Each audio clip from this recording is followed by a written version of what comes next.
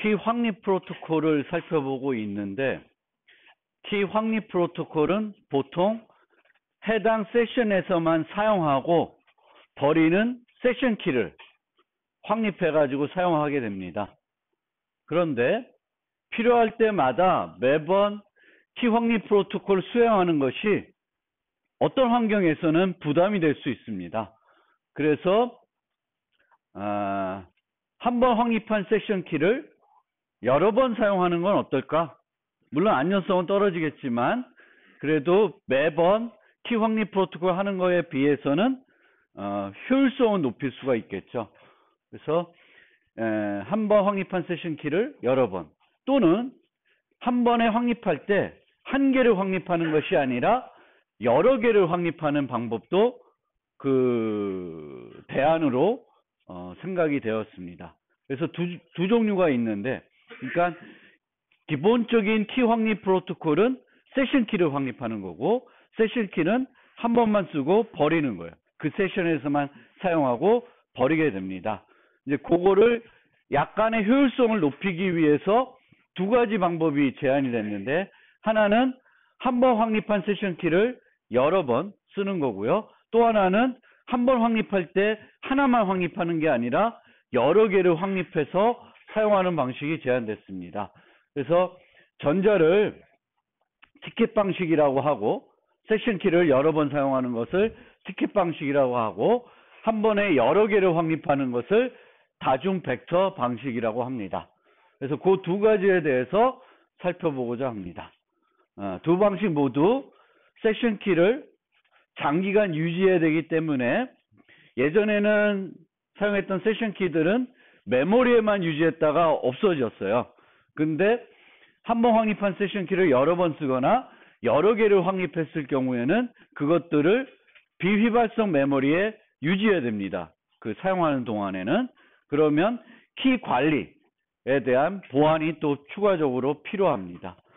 추가적인 키 관리 및 저장 공간이 요구되고, 티켓 방식에서는 하나의 비밀 키를 여러 세션에 사용하므로 안전성도 떨어지게 됩니다. 물론 다중 벡터에서는 세션 키는 한 번만 쓰고 버리게 돼요. 근데 한 번 확립할 때 하나를 확립하는 게 아니라 여러 개를 확립하는 측면이 있습니다. 그래서 먼저 티켓 기반 프로토콜을 좀 설명드리겠습니다. 그래서 티켓 방식은 한 번 확립할 때 그 확립한 세션 키를 일정한 기간 동안은 계속 사용하는 거예요. 그래서 그것을 이제 티켓이라는 곳에 보관하고 유지하게 됩니다. 세션 키를. 그래서 티켓은 세션 키의 용도, 사용 기간, 정보가 포함되어 있는 이제 암호문이다, 이렇게 생각하시면 되겠고요. 이 티켓 방식에서 이제 참여하는 참여자들을 분류해 보면, 티켓을 발급받는 참여자가 있을 거고, 티켓을 발급하는 참여자가 있고, 티켓을 발급받는 사용자가 있고, 제시된 티켓을 검증해서 서비스를 제공해주는 참여자가 있을 수 있습니다. 그러니까 예를 들면 티켓을 발급하는, 뭐 인터파크라고 생각합시다. 인터파크에서 극장 티켓을 발급하는 거예요. 그럼 사용자는 우리 같은 일반 사용자겠죠. 티켓을 인터파크에 사서 그 다음에 영화관 가서 그 티켓을 제시해서 사용하게 되는 그런 형태가 되겠습니다. 그래서 티켓의 일반적인 형태는 앨리스가 밥, 그러면 앨리스가 어떤 CGV, 영화관으로부터 서비스를 받기 위해서 사용할 수 있는 티켓은 이런 식으로 암호문으로 구성되어 있습니다. 이 안에 세션 키가 들어가 있고, 이 세션 키는 이 유효 기간 동안에 계속 사용할 수 있습니다. 그래서 이게 시작 시간이 되겠고, 여기에 끝 시간을 기록할 수도 있는데, 보통은 끝 시간을 기록하지 않고 수명을 기록하게 돼요. 뭐 4시간, 8시간, 16시간. 그러면은 요 시작 시간부터 16시간 동안은 요 티켓을 사용할 수 있다라는 거예요. 그리고 누가 써야 되는 거냐? A가 써야 되는 거다. 그래서 이 티켓은 누가 받게 되냐면 B, CGV가 받아서 처리하게 되겠고, CGV가 받아서 이 티켓을 풀어서 세션 키를 끄집어내야 됩니다. 그래서 세션 키가 이 CGV 영화관이 알 수 있는 키로 암호화되어 있어야 되겠고, 영화관에서 발급하는 게 아니라 인터파크에서 발급하는 거니까 인터파크와 CGV가 공유하고 있는 키, 그게 이제 KBS가 되겠죠. 그 BS의 키로 암호화돼서 발급을 해주게 됩니다. 이렇게 됩니다. 티켓 방식의 대표적인 예로는 커버러스라는 시스템이 있습니다. 커버러스. 그래서 이 커버러스는 MIT 대학에서 개발한 시스템이고 인터넷 표준으로도 채택이 되어 있습니다. 뭐 많이 쓰지는 않아요. 근데 예전에 제가 학교 다닐 때만 해도 조금은 썼습니다. 옛날에는 이제 제가 공부할 때만 해도 유닉스 시스템 같은데 이제 로그인해서 작업하는 경우가 종종 많이 있었는데, 그때 이제 작업했을 때 원격에 있는 그 서버 컴퓨터에 접속을 할 때 내 PC에서 텔넷 같은 걸 많이 썼어요. 텔넷.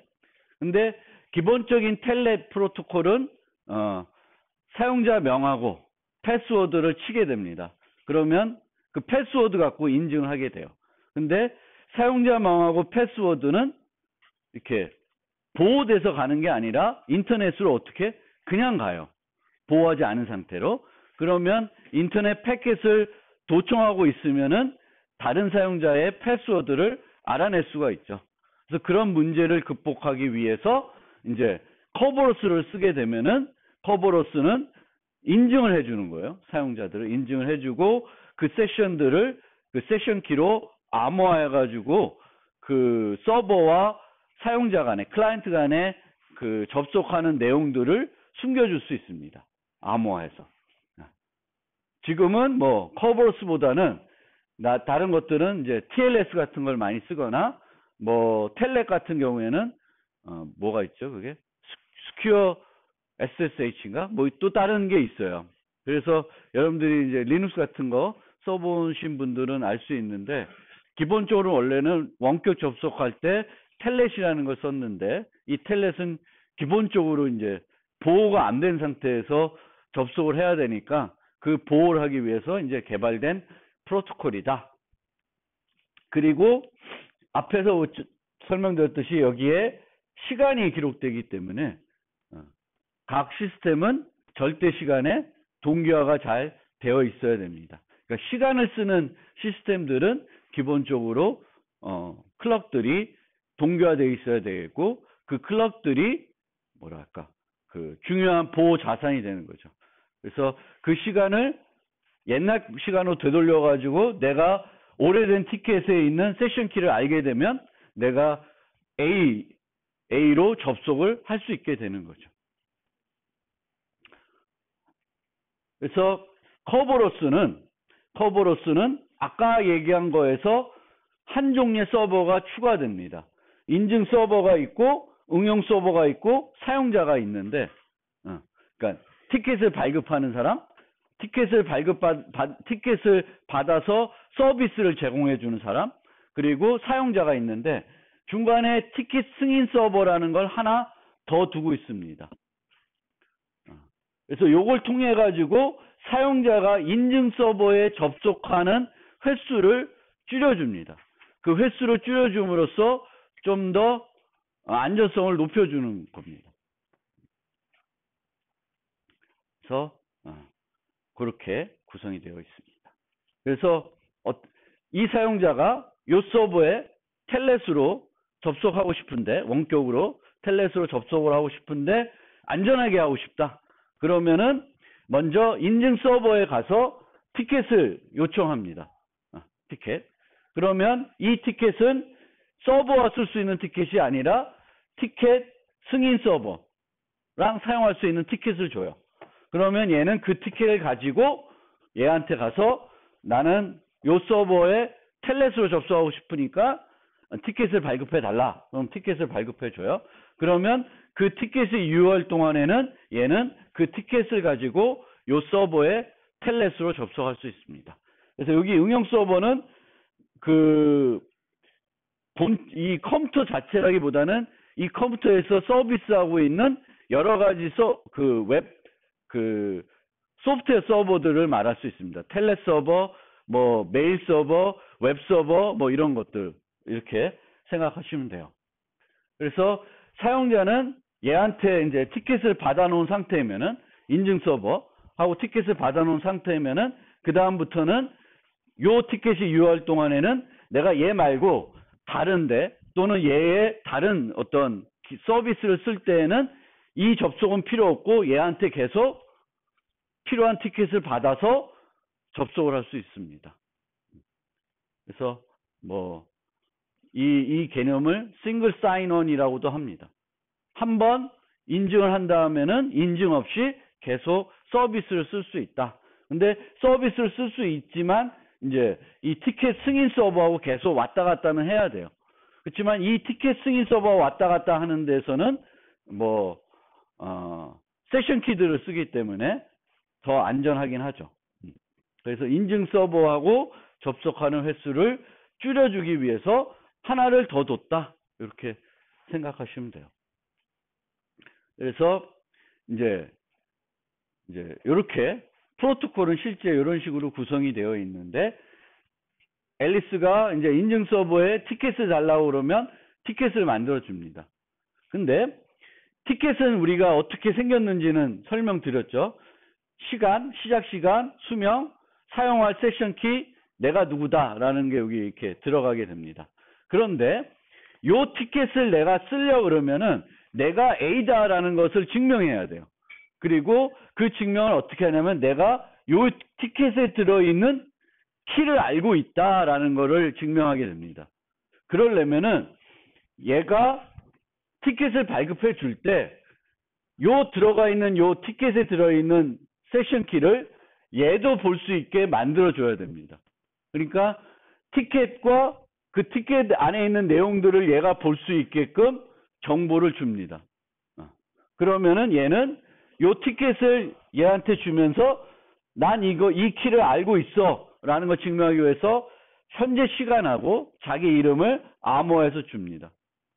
그러면 얘는 요 티켓을 풀어서 요 세션 키를 확보하겠고 유효기간이 유효하면 이걸 풀어봅니다. 풀어서 요 시간 확인하고 A 이름 확인하니까 A를 위해서 얘가 요청이 B니까 B에 대한 티켓을 만들어줍니다. 이렇게. 근데 여기서 또 티켓을 만들어줄 때 얘가 볼 수 있게끔 요 세션 키로, 요 키로, 티켓에 들어있는 키로 요 KAB를 줍니다. 그러면 사용자는 이제 저쪽에 이제 서버에 접속할 수 있는데 티켓을 보관하고 있어야 되고 얘는 항상 티켓만 보관하고 있으면 안 되죠. 뭘 보관하고 있어야 돼? 요거를 또 보관하고 있어야 되죠. 아니면 얘를 풀어서 보관할 수도 있고 어쨌든 이 정보가 요 KAB가 얘가 있어야 됩니다. 얘는 이건 풀 수 없어요. 이 사용자는 받은 티켓은 풀 수 없어요. 티켓은 풀 수 없고 티켓 안에 있는 이 KAB는 다른 형태로 얘한테 주는 거예요. 얘만 볼 수 있게. 그럼 또 얘는 티켓을 제시하고 요 KAB를 알고 있다는 거를 증명하게 됩니다. 그래서 이런 방식으로 커버로 시스템은 동작을 합니다. 그러니까 여기서는 원래는 우리가 나 A다, 내 패스워드는 바보다 해가지고 접속하는 건데 이제는 그렇게 접속하는 것이 아니라 티켓을 제시해서 접속을 하게 됩니다. 그래서 이게 유효하면은 얘는 이제 여기 컴퓨터에 로그인 해가지고 작업을 할 수가 있고 그 작업을 할 때 교환되는 트래픽은 요 키로 암호화해서 서로 교환할 수 있게 해줍니다. 그래서 기본적인 우리가 그 네트워크 서비스들은 보호가 안 됐는데 그걸 보호해주는 형태가 된 거고 인증도 패스워드 인증보다는 좀 더 안전하게 해주는 거죠. 패스워드들이 노출 안 되게끔 해서 해주고 있습니다. 이게 티켓 방식이고요. 여기서 보시면은 이제 티켓 방식에서는 티켓이라는 거는 일정한 기간 동안에는 계속 요 키를 쓰는 겁니다. 그러면은 내가 얘한테 접속해서 막 쓰다가 이제 끄고 잠시 커피 마시러 갔다가 다시 오면은 새로 인증 서버를 하는 게 아니라 요걸로 다시 접속하는 거죠. 얘가 유효할 동안. 뭐 하루짜리 받으면은 하루 동안에는 인증 서버 갈 일 없이 계속 껐다 접속해가지고 접속해서 작업을 할 수가 있습니다. 근데 이제 이 시간을 쓰기 때문에 이렇게 이제 시간을 쓰는 거는 우리가 기본적으로는 사용하는 개체들 간에 클럭 동기화가 필요하다. 그리고 클럭 동기화는 또 다른 응용에서도 사용되는 거기 때문에 표준 시간에, 현재 시간에 동기화가 돼야 돼요. 그걸 다르게 수정할 수가 없고 아까도 얘기했듯이만 중요한 보호 자산이 됩니다. 그런데 요 사람은 커버로 시스템을 보고 타임스탬프를 쓰는데 타임스탬프를 쓰더라도 다르게 우리가 하면은 클럭 동기화가 필요 없을 수도 있다라는 거를 보여주고 있습니다. 즉 여기서는 원래는 우리가 이 얘와 이렇게 쉐어되는 인증 서버가 있으면 얘가 티켓을 발급하는 건데 커버로스 같은 경우에는 얘가 발급하는 거예요. 사용자고 얘는 이제 영화관이다. 그러면은 인터파크가 발급해 줘야 되는 건데 여기서는 인터파크가 발급하는 게 아니라 CGV가 직접 발급합니다. 티켓을. CGV가 직접 발급하는 형태로 이 구조를 바꿔버린 거예요. 구조를 바꿔버리니까 얘가 티켓을 발급하면 여기에 찍는 시간은 누가 찍어요? CGV가 찍겠죠. 그리고 나중에 요 값을 확인하는 건 누가 확인해요? CGV가 확인하죠. 그러니까 원래 시간이라는 거는 시간을 찍으면은 상대방이 확인하는 거예요. 근데 이 시스템은 찍은 사람이 나중에 그 시간을 또 확인하게 됩니다. 그러면은 이 경우에는 다른 사람들은 얘하고 클럭 동기화가 되어 있을 필요는 없죠. 자기가 찍은 시간 자기가 체크하는 거니까. 그렇죠? 그래서 보통은 우리가 일방향 메시지로 시간을 넣어서 이 시간을 얘가 확인하는 형태가 됐는데 거꾸로 여기서는 얘가 확인하는 형태로 바뀌어져 있습니다. 이제 그렇게 하게 되면은 타임스탬프를 쓰더라도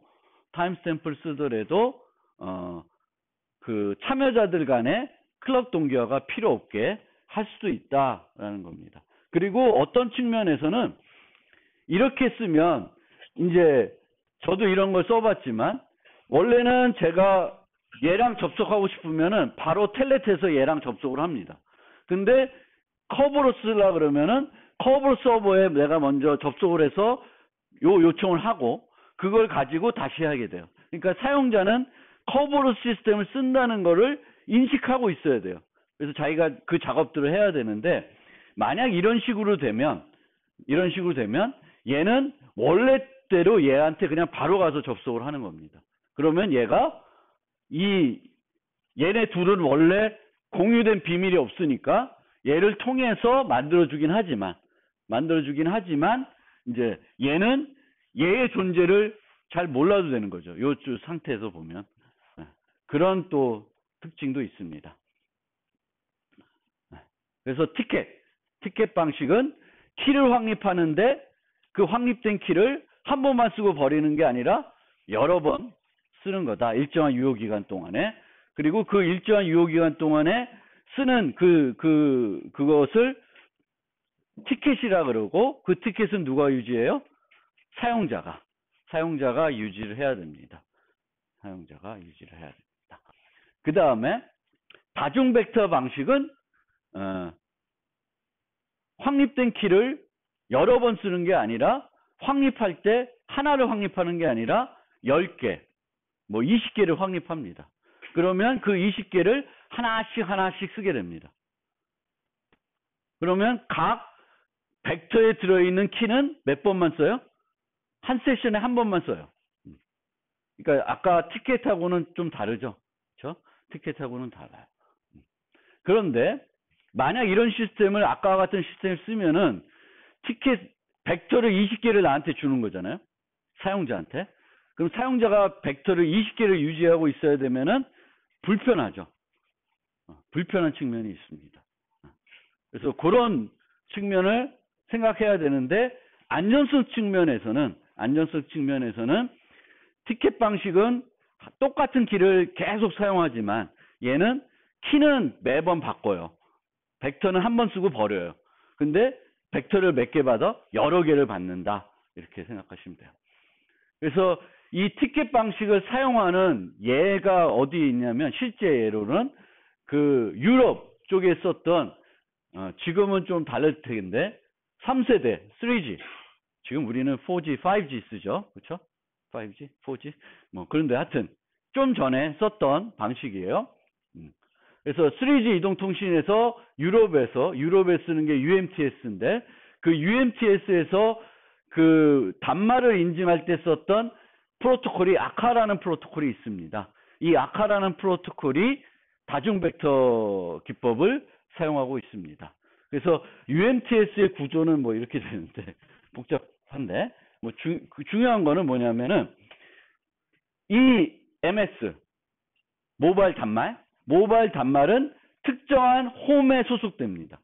그러면 여기서 얘기하려면 간단히 얘기하면은 유럽은 지금 막 브렉시티 뭐 이런 얘기도 나오지만 어쨌든 유럽 연합으로 영국 뭐 프랑스 뭐 이렇게 있어요.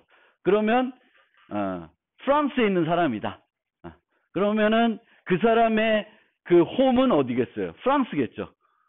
프랑스. 그래서 프랑스 안에서 통신하면은 프랑스에서 자체적으로 인증이 돼요.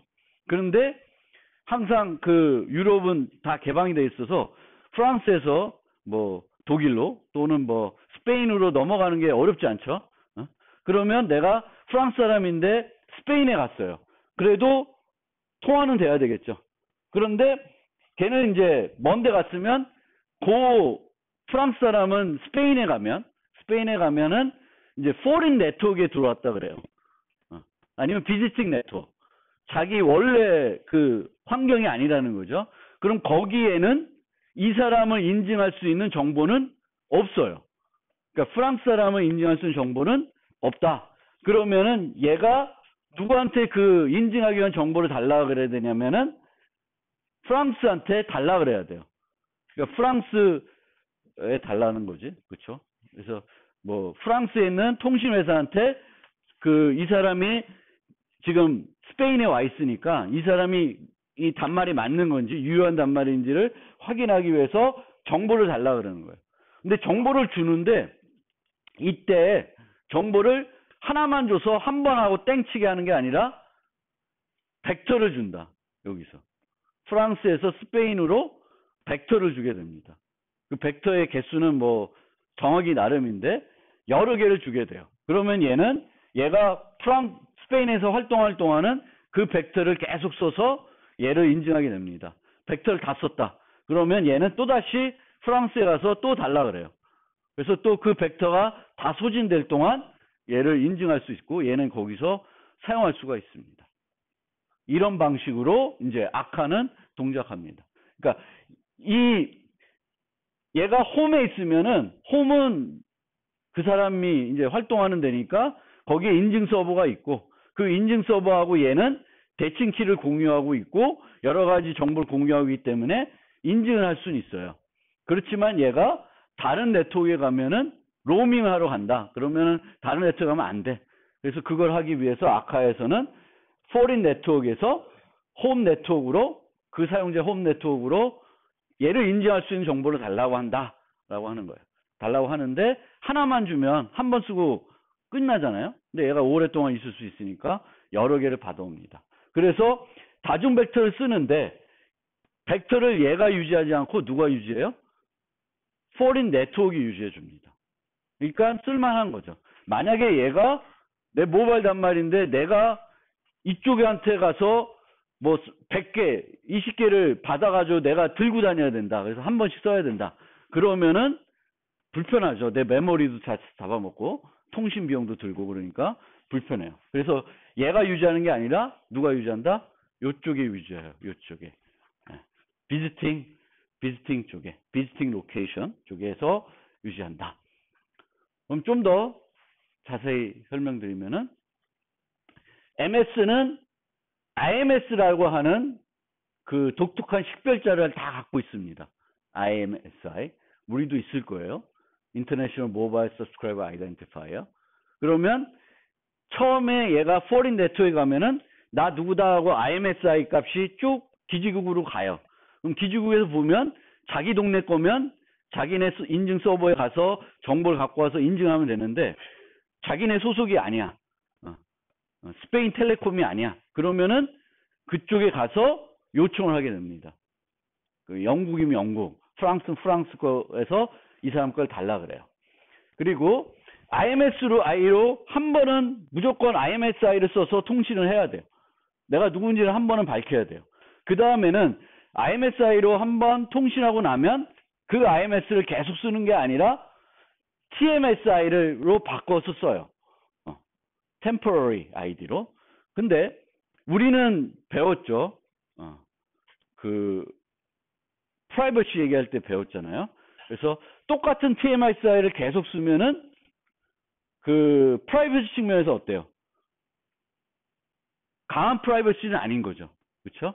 매번 다른 걸 쓰면 모르겠는데 한번 TMSI로 바꿔가지고 계속 똑같은 TMSI를 쓰면은 불관철성은 보장이 되지만 뭐가 안 돼요?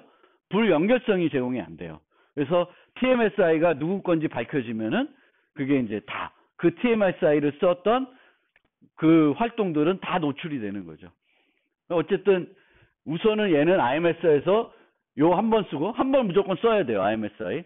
어느 나라 가서 요청을 해야 될지 모르니까 한 번은 IMSI를 쓰되 그 다음부터는 이제 TMSI를 쓰게 됩니다. 하지만 우리는 알다시피 똑같은 TMS를 계속 쓰면은 강한 프라이버시는 제공이 안 된다. 이렇게 드시면 되겠고, MS는 특정 HN에 등록돼서 HN과 장기간 대칭키와 카운터를 공유합니다. 카운터를 공유해요. 그래서 여기서는 시간을 안 쓰고 뭘 쓴다? 카운터를 써서 보장하겠습니다. 그래서 벡터를 한 번만 쓰게 하는 방법은 뭐를 이용해서 써요? 카운터를 써요. 카운터. 그래서 현재 카운터가 내가 6이에요. 근데 벡터가 왔어요. 벡터가 왔는데 그 벡터에는 카운터 값이 5야. 그럼 난 써요, 안 써요?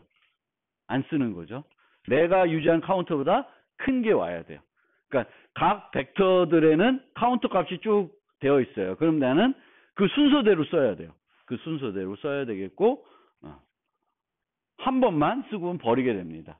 왜? 나는 카운터를 증가시킬 테고, 그러면 내 현재 카운터보다 옛날 값이 들어오게 되면은 그 벡터는 단말이 거부하게 됩니다.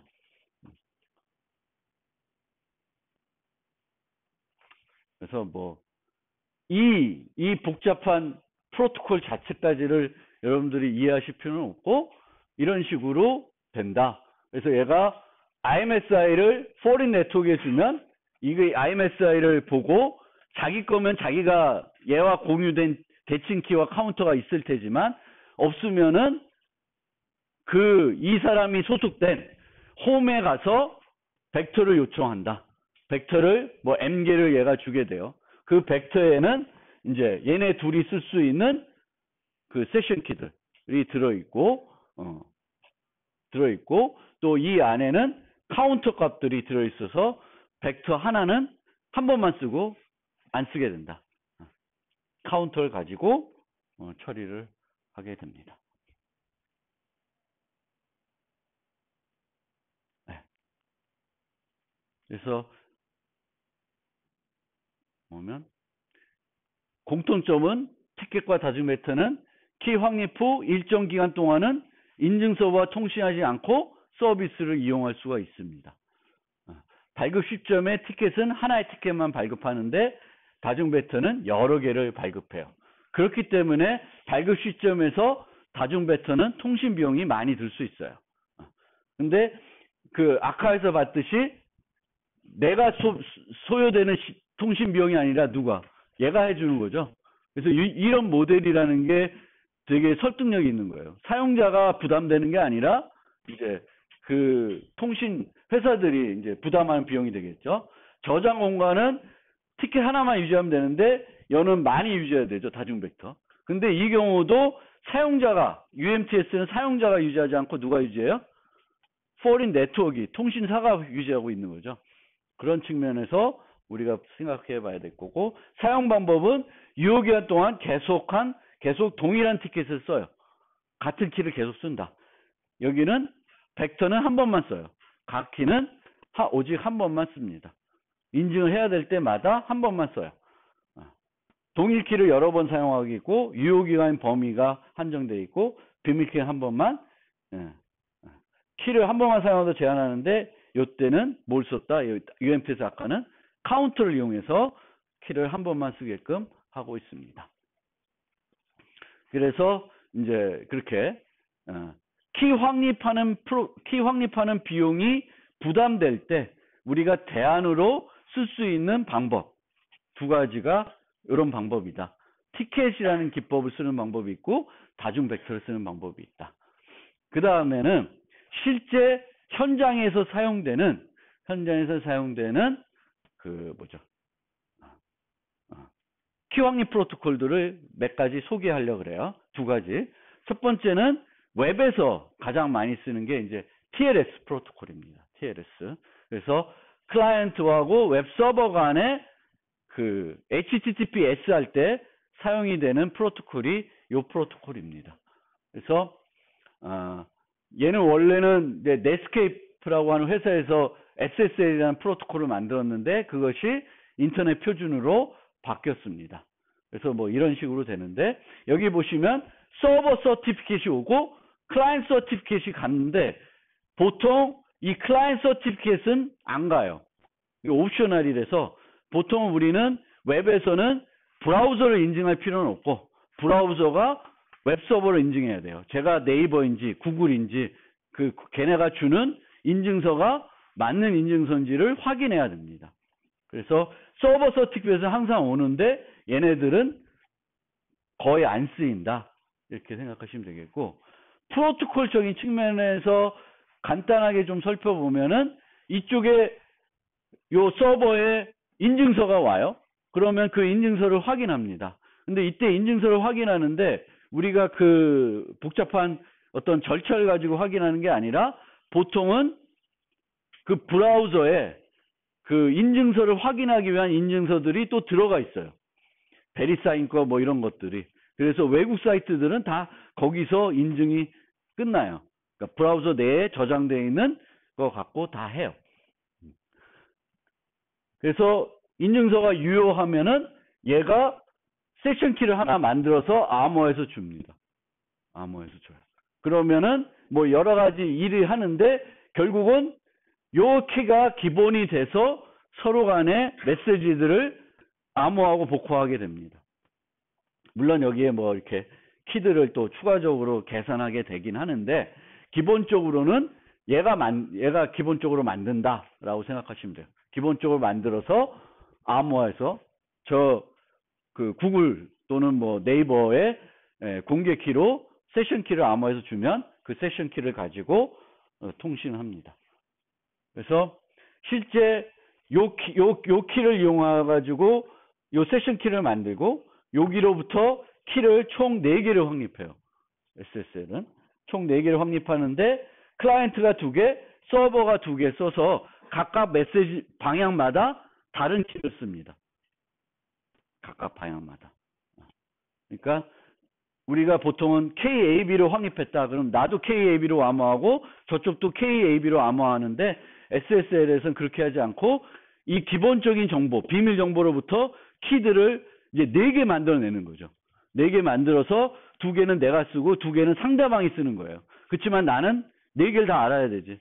내가 보낼 땐 요 2개 쓰고 저쪽에서 온 건 요 2개 갖고 확인하고 그렇게 쓰고요.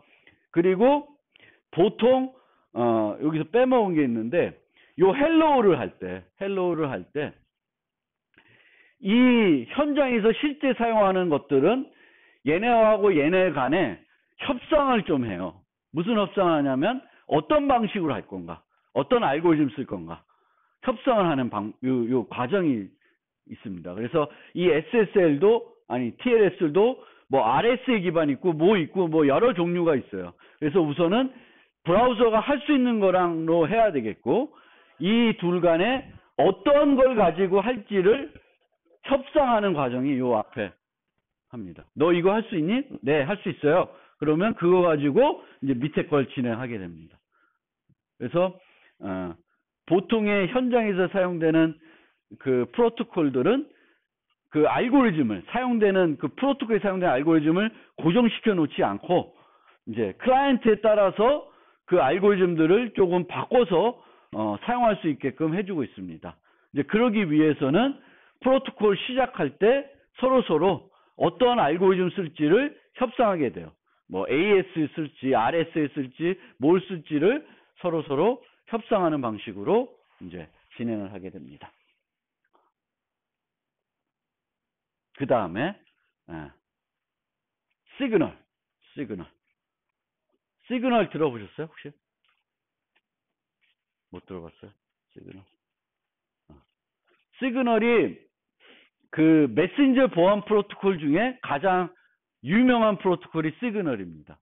그리고 이 시그널이고 다른 애들도 얘가 이제 공개해 놨기 때문에 왓츠앱이나 페이스북 메신저, 구글의 알로 등은 다 이 시그널 프로토콜을 활용해서 보호하고 있어요.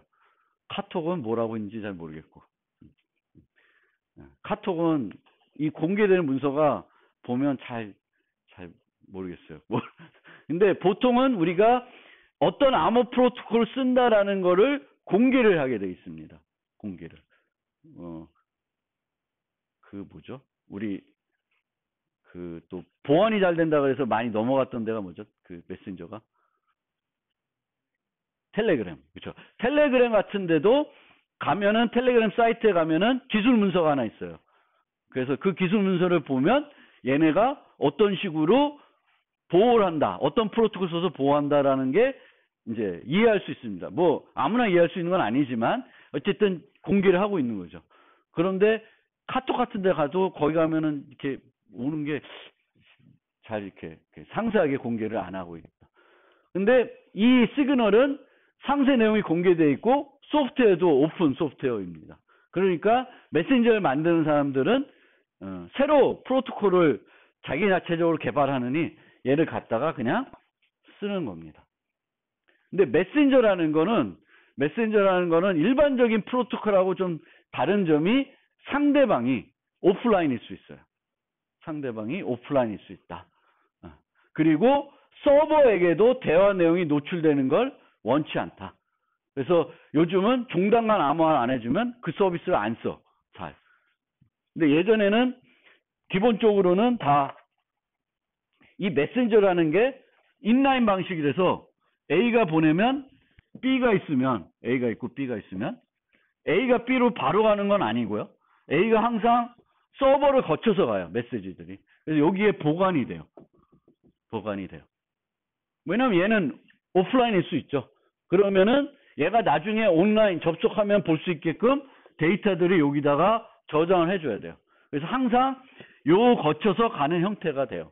그러면은 쉽게 이거를 보호하려면 요 구간을 보호하면 됩니다. 그리고 요 구간을 보호하는 거는 새로운 프로토콜을 만들 필요 없어. 그냥 우리 웹에서 쓰는 TLS를 써도 아무 문제 없어요. 그렇죠? 근데 이제 요것만 보호하는 게 아니라 여기서 여기까지를 똑같은 키로 암호화를 하고자 하는 거예요. 얘와 얘가. 그러면 얘는 여기에 보관하는 거는 뭘 보관해요? 암호화되어 있는 메시지만 보관하는 거예요. 그러니까 국정원에서 또는 경찰청에서 와서 카톡을 수사해가지고 그 저장되어 있는 걸 내놔라 해도 내놔봤자 못 풀죠. 그렇죠? 근데 종단간 암호화가 안 돼 있으면은 여기에 있는 다 기록이 남아 있고 요즘 수사는 다 요거 갖고 하죠. 근데 요즘은 또 이제 종단간 암호화를 많이 하니까 그런 방식을 쓰고 있고 또 이제는 사용자들이 안심하고 쓰라고 그래서 여기에 저장하는 그 기간을 되게 줄여놨습니다. 오랫동안 보관을 안 해요. 그런데 그러면 어디에는 보관돼 있죠? 여기에는 보관돼 있어요. 여기에는. 그래서 여러분들이 요즘 뉴스 매스컴에 많이 나오는 것도 핸드폰을 확보해야 그 핸드폰 안에는 암호화되어 있지 않은 그 데이터, 카톡 메시지들이 있을 거 아니에요? 그거 갖고 수사를 해야 되는 거죠. 그럼 이거 뽀개야지. 제출 안 하잖아? 그렇죠? 공장 초기화해서 제출하고 막. 예. 공장 초기화하면 없어지나? 모르겠어요. 그것도 이제 하여튼 그런 상황입니다. 시간이 예매하네. 그래서 뭐 이게 복잡한 상황이라 이거 어떻게 설명하지? 그런데 얘네는 기본적으로 DP 헬만 방식을 씁니다. DP 헬만. 그래서 DP 헬만이면 얘가 GA, 그럼 얘는 GB. 그러면 요거 서로 주면 얘는 GAB 쓰고 얘는 GAB 써요. 그래서 DP 헬만 방식을 쓰는데 얘는 오프라인일 수 있죠. 오프라인. 그렇죠? 오프라인일 수 있어요. 그러면은 얘한테 GB를 받아올 수 없으니까 어떻게 하냐면은 얘는 미리 여기다가 GB들을 막 저장해 놔요. 그러면 얘가 B랑 통신하고 싶어 그러면은 얘가 오프라인이면 요 값을 줘요. 요 값을. 여기 저장돼 있는 값을 줘요. 그럼 그거 갖고 세션 키를 만들어요. 기본적인 걸. 그래서 DH를 만들고 그 DH로부터 RK, CK를 만들어서 RK, CK를 만들어서 메시지를 보낼 때마다 그러니까 내가 안녕 크크 이렇게 했다. 두 개. 그러면 요걸 암호하는 메시지랑 요걸 암호하는 메시지는 달라져요. 요게 이제 K면은 요거는 HK로 암호화가 돼요. 그럼 또 메시지를 내가 또 보냈다. 그러면 요거는 한 번 더 K를 한 값으로 암호화가 돼요. 그러니까 매번 메시지마다 다른 키를 써요. 근데 여기서 얘가 대꾸를 하잖아요. 그러면은 요 대꾸할 때는 키가 왕창 바꿔버려요. 그러니까 여기서 GB를 썼다. 그러면 여기서는 얘가 새로운 걸 써서 GB 1 해가지고 DPL만 값이 바뀌어요. 메시지가 올 때마다. 그리고 얘가 싹 보내면 여기서는 이제 또 요 기본 키로 해시해가지고 키들을 만들고 이제 그렇게 해요. 그래서 톱니바퀴가 두 개가 돌아간다. DPL만이 한 축으로 돌고 또 이 안에서는 요 키들이 이렇게 계속 바뀌는 거예요. 메시지마다. 바뀌어서 종단간 암호화를 해서 서로 교환을 하게 됩니다. 이게 이제 시그널에서 만들어진 프로토콜입니다. 아주 간단하게 설명하면 그렇다.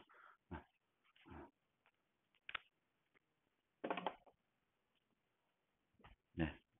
이게 시간 관계상 더 궁금한 거 혹시 있으시면 개인적으로 물어봐